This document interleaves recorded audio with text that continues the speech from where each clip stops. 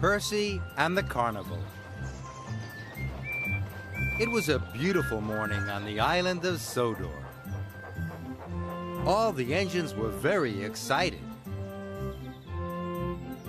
It was the day of Sir Topham Hatt's Carnival. Children would be coming from far and wide.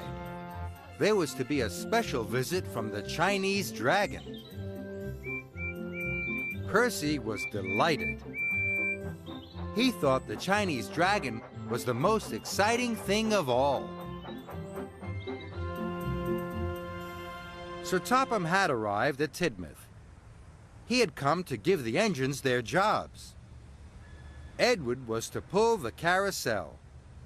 Henry, the roller coaster. Gordon, the carnival people. Toby, the bumper cars. James and Emily were to pull the Ferris wheel.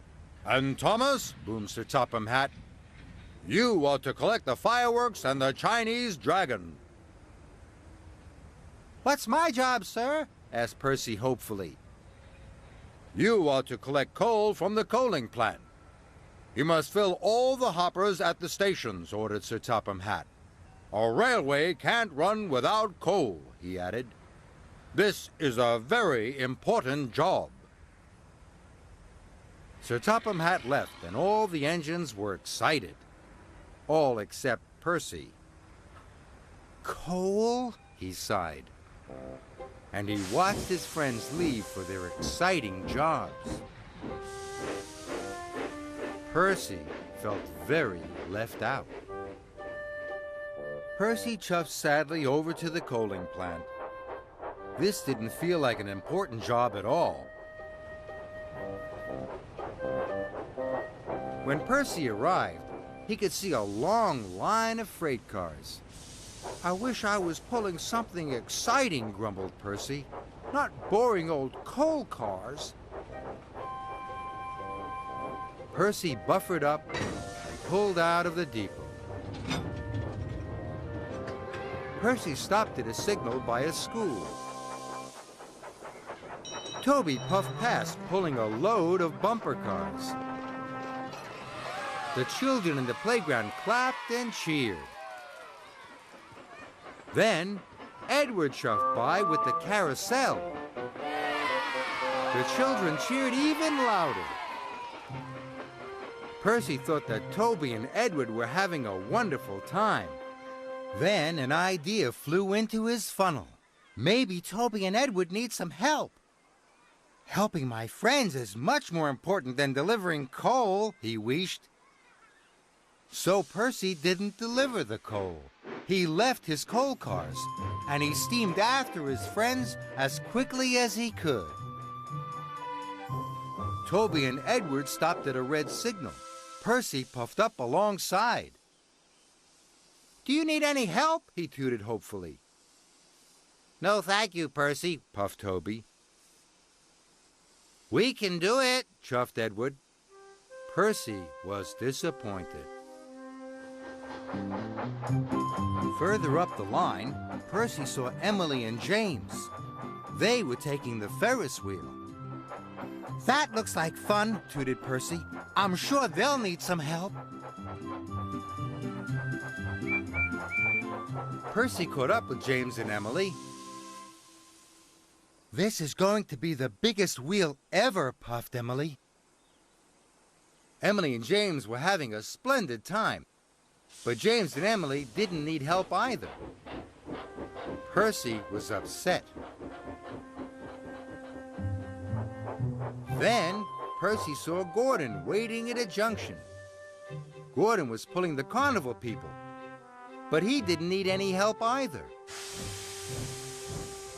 Percy saw Henry crossing the bridge. Henry was happily pulling the roller coaster.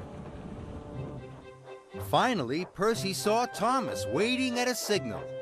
He was carrying the fireworks and the Chinese dragon.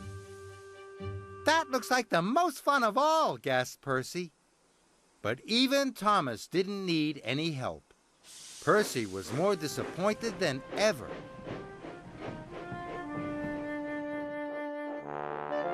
Then there was trouble.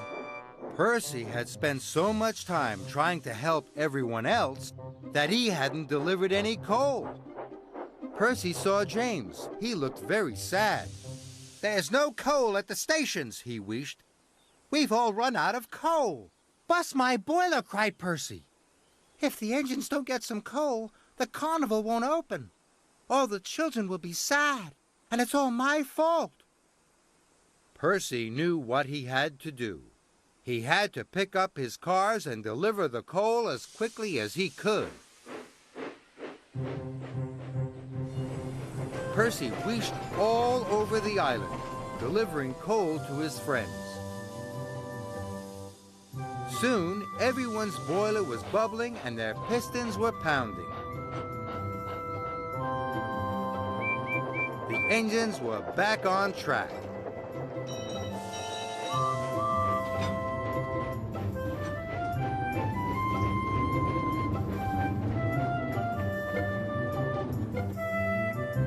Everything was ready just in time.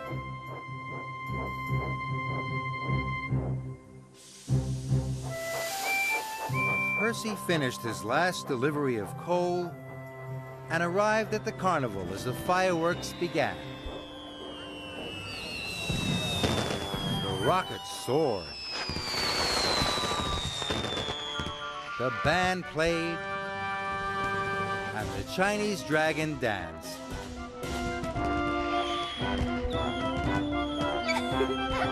All the children were delighted. "Sir Topham Hatt was right," tooted Percy. "Delivering coal is a very important job."